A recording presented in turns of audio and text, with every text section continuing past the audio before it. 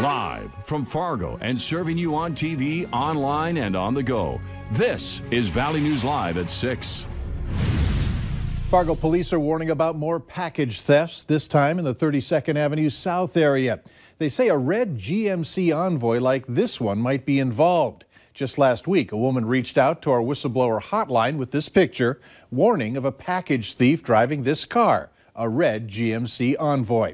Valley News Team's crime and safety reporter Bailey Hurley went to South Fargo today and talked with neighbors who say they wish more can be done to keep their packages safe.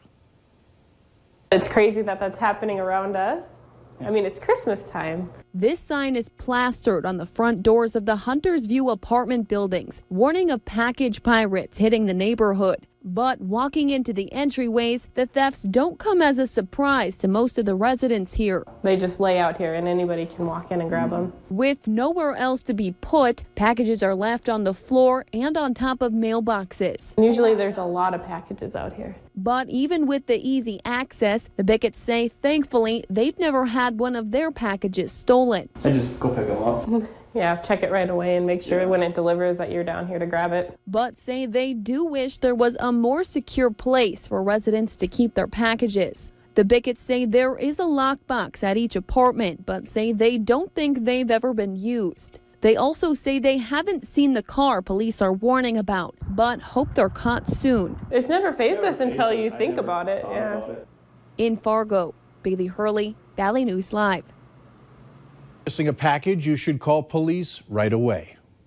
We're getting word of snow falling in the Minot area, which could be a sign of things to come in parts of the Red River Valley. Not so much snow in Fargo right now. In fact, nothing. Let's find out from Hutch what's expected tonight. Well, a quick look at the radar showing a fairly large area of snowfall developing. Not all of this is reaching the ground, but where you see the deep blue colors near Minot, down towards just east of Bismarck, we definitely have some snowflakes flying. DOT cameras and DOT road conditions stating that there are some snow-covered roads up to the north. Notice the rain on the backside of the system. This is all moving eastward, and between 7 and 11 o'clock tonight, it will be moving into the Red River Valley, and there will be some accumulations overnight. There already are out to the west. We are expecting in our southern counties a trace to an inch or so of snow, and then as we head into the northern valley, 2 to 3 inches north of the Devil's Lake Basin.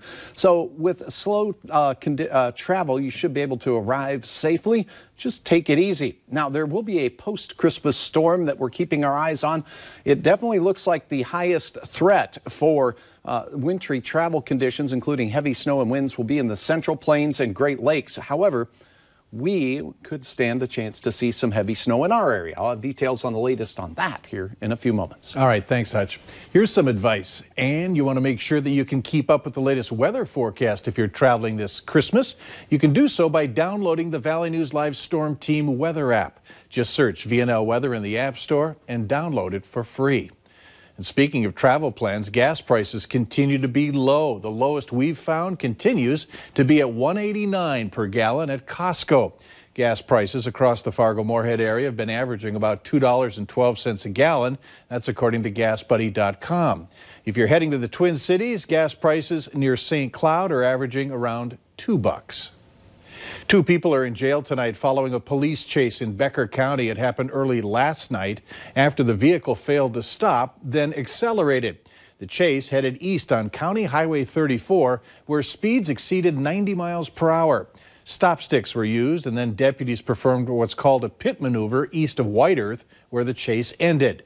24-year-old Anastasia Lattiser of Detroit Lakes was arrested for fleeing a police officer.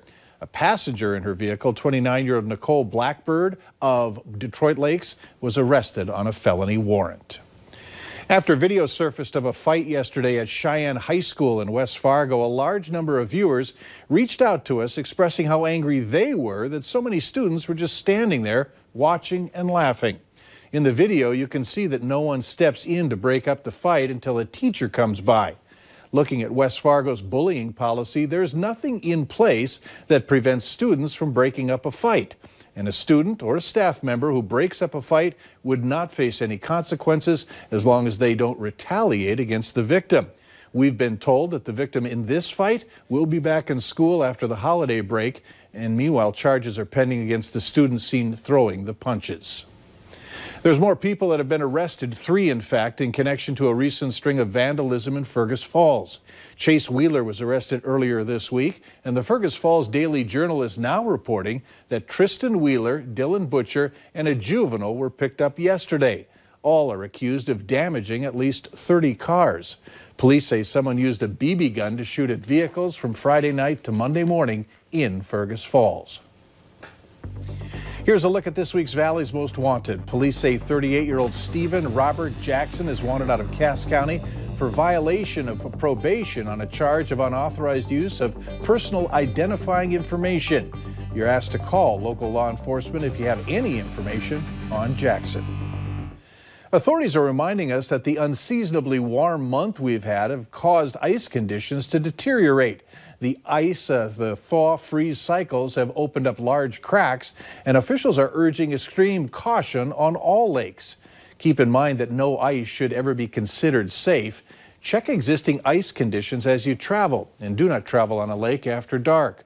Always let someone know where you're traveling and when you expect to return, and pay attention to warning signs that are posted.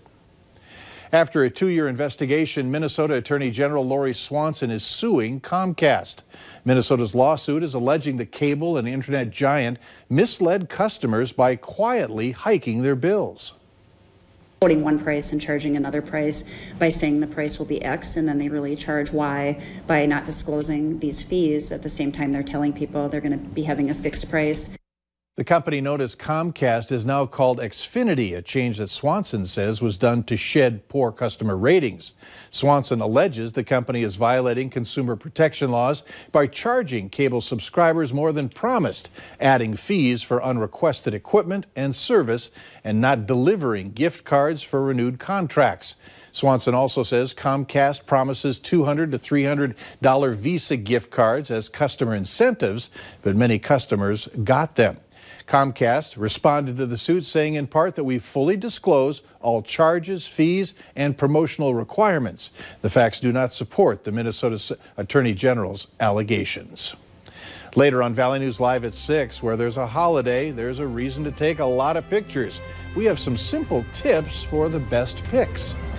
Up next, postpartum depression isn't just for moms, and dads should get checked as well.